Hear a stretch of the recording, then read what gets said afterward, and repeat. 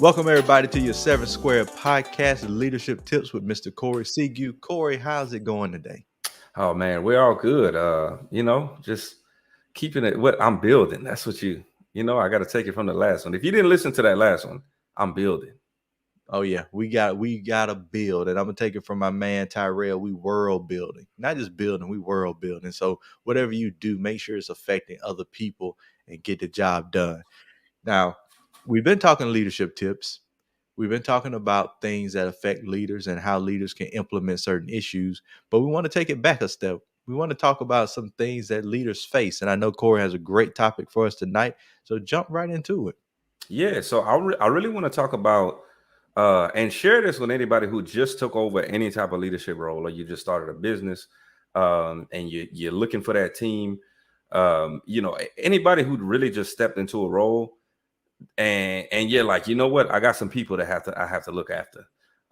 Share this with them. So I want to start with the top 3 new leadership mistakes, right? We can always talk about mistakes that current leaders, seasoned leaders make and all that stuff. But the new leaders, typically those are the people who really fail, right? And then they fail and then they come back and they say, okay, cool, I understand where I went wrong.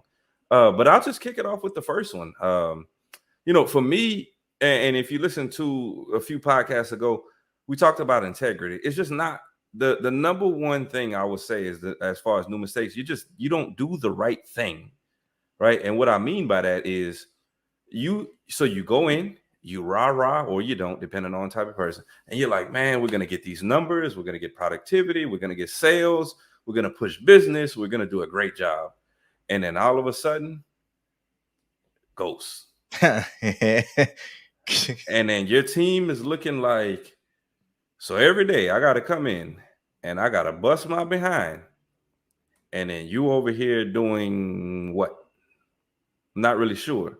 Yeah. And so they always say attitude reflect leadership, right? And that's an old adage for a reason. Is you got to do the right thing by your people, right? And that's just a simple way of putting it. And there's many other different factors that you can put that in of saying, I do the right thing by developing them.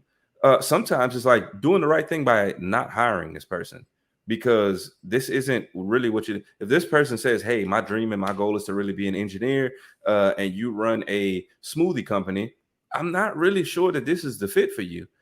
So doing the right thing is sometimes I need to turn you down, and I might have to have a conversation with you and say, hey, look, you said you wanted to be an engineer. This is probably the steps that you should take, just not working a smoothie business. So it's doing the right thing. And I'm curious to see what you have to say on that one, Tyrus. Yeah, I love it because I remember in the military and in government contracting and working in those spaces, you get new leadership. And with new leadership, they come with their own ideas and they come with the things that they want to do. And it's all, like you said, rah, it's pumped. It's we're going to make all these changes. But then as things settle, they kind of just fade out. And so people look at you and like, okay, first off, I'm a little upset that you want to come in and change everything. It's working. But then you want to change it and then you kind of just back off and disappear. So now I got a problem with you. I don't respect you. So as a new leader, if you don't come in and just be consistent, just follow through. Just do what you say and not try to make it yours. Because I think all new leaders, and I don't know if you're going to hit this one or not, but yes, it becomes yours because you're the leader, but you don't have to make it yours where you change everything and strip the camaraderie that's already there. I think some new leaders fall into the trap of, I got to come in, it's got to be mine, it's got to look and feel the way I want it to feel, and you strip away what's already working. And then when you can't sustain it, you disappear. And that's one of those, that first mistake of new leaders is just not following through, not keeping up. Yeah, and I think you segue, perfectly into the next one where, and I'm gonna kind of lump a couple into this, right? And I'm gonna give the overarching message, and then I'll give you what I believe in the midst of it, right? So he talked about stripping away the essence of that, it's basically my way or the highway, and that's a pitfall that new leaders like fall into because they lead with demands, they try to persuade instead of inspire. And then really the message is not clear, right? So a lot of times people say, I'm coming in, this is how it is, my way or the highway. If y'all do this, then I will give you this. But then you leave your team saying, do what? Mm-hmm. I don't know what I'm doing. I know that you're upset right now. I know that you keep fussing at me every day, but I don't know really what you want me to do. So the message becomes unclear. And if you lump all that in together, it's you really come in and you have this like commander attitude where it's this my way or the highway. I have the power now. Listen to me roar because I have this power now. And then you take everything that people have built together, that people have become known for, and you kind of just place them in a box of like become a whole new person based on who I am. I'm not going to meet you where you are, and I'm not going to have you meet me where I am. I'm just going to go all the way over into your section and just say, if you don't do the things that I say that you should do, when I tell you you should do it, we have a problem now. And I think that's one of the biggest things that I would say not the biggest, but the number two of why of things that leaders make a mistake on. Yeah, just coming off too hard, not listening to the people, coming in and thinking that, and it's especially with a new leader, you brand new to an organization, to a group, to a team, and they're working, and you a lot of times with new leaders, Corey, they're younger than the people that's been there. So you got somebody been there 15 years, but you want to come and tell them everything they're doing is wrong. Now, that's not to say that you can't make improvements, that you don't have fresh ideas, that you're not innovating, because we know that's important. But we talked about effective communication before. How are you communicating your vision to take that team to the next level, or that company or that department to that next level? How are you communicating that to the team?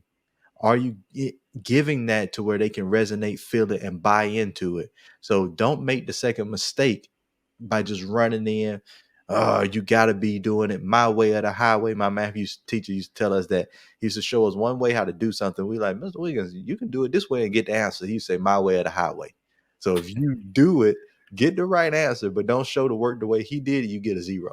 So don't Hmm. be that type of leader. Allow for that feedback to come, and also just get to know. We talked about boss or friend. Got to find that balance between coming into a new situation, being the boss, the leader, but also being approachable and being someone that they can actually look up to. Yeah, and I think the final piece to this is really any new leader. It's a lot, and you're trying to juggle multiple hats. You're trying to be a therapist and a manager, and you're trying to drive results while you know dealing with different personalities. And so then you start to give in to like this self doubt that you're like, man, is this really for me? I don't think that maybe I should just go do a job that doesn't, folks have me worry about a bunch of people and I could just worry about my work. I think part of that is it's truly because you feel overwhelmed because you don't understand how to delegate. Mm. And so you start giving into that self doubt. You start saying, man, this is too much. This is a lot of work. I don't know how people get their work done in a day. And it's truly because you don't know how to delegate certain tasks to certain people. Once you start doing that, and that's what I found 9 times out of 10 when the self doubt starts creeping in, and it's simply because you feel overwhelmed with the job. It's too much work. It's because you want to be the one to do it all. And those people who want to be the ones to do it all are typically the people who come and say my way or the highway. And they're those same people who typically just don't do the right thing. So it kind of all comes together at the end when you say, if I'm able to build a relationship, when I'm able to do the right thing by my team, when I'm able to come in and understand, where you're coming from, you understand where I'm coming from. I don't reach self doubt because I don't feel overwhelmed because I understand that I got a team here to help me and it's okay. And to be honest with you, a lot of teams, a lot of individuals, they love helping people, Mhm. right? I really haven't worked at very many jobs. I haven't spoken to too many individuals that say, you know what, Tyrus, I just hate helping people. I can't stand helping people. Every person that you meet says, you know what, I really do like. It's rewarding. It makes me feel special. And one of the things that you can do to combat that self doubt to where it never starts to creep in is understanding how to delegate. I think those are my top three right there. I guess what you got on the last one for me? I love it. Delegation is the key. As a leader, you got to know how to work in the business when you need to and work on the business. You got to learn how to prioritize what's important, the 80-20 rule.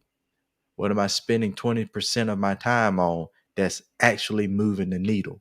And delegating the 80% that's still important, but it's not important for me to do. And I think as new leaders, it's hard to figure out what's important for me to do as the new leader. And then I just end up doing everything and then I'm burnt out. How do we start to delegate? I want to give just a couple of little things in there and we'll get y'all out of here. Let go of your ego. I hear many new leaders, Corey, talk about, well, so and so can't do it as good as I can, or so and so won't be able to close like I can, or sell like I can. There's thousands of people that sell every day in the world. You're not the best. You are not the best at what you do.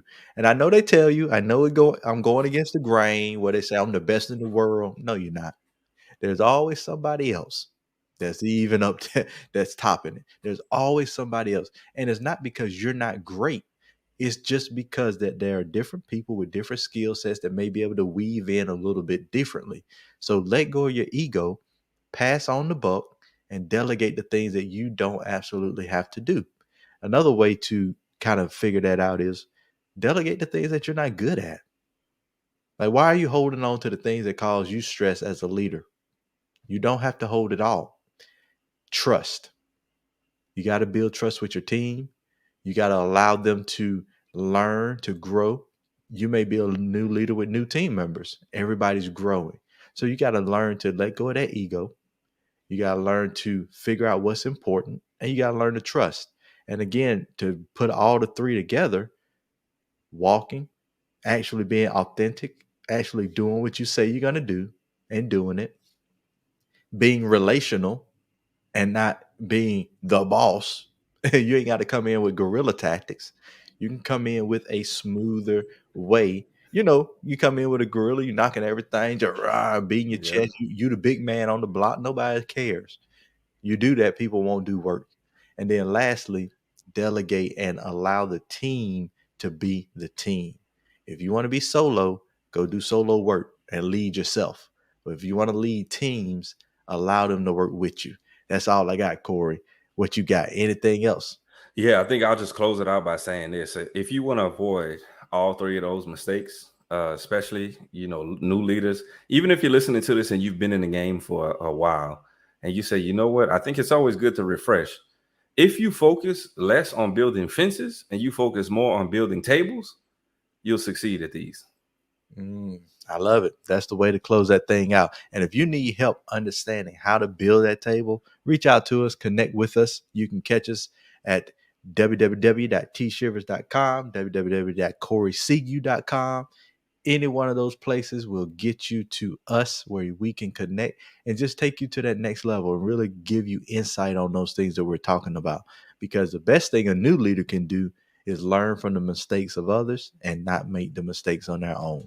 So, ladies and gentlemen, thank you for joining us for another edition of the 7 Square Podcast Leadership Tips with my main man, Corey Sigue, and we'll catch you next time.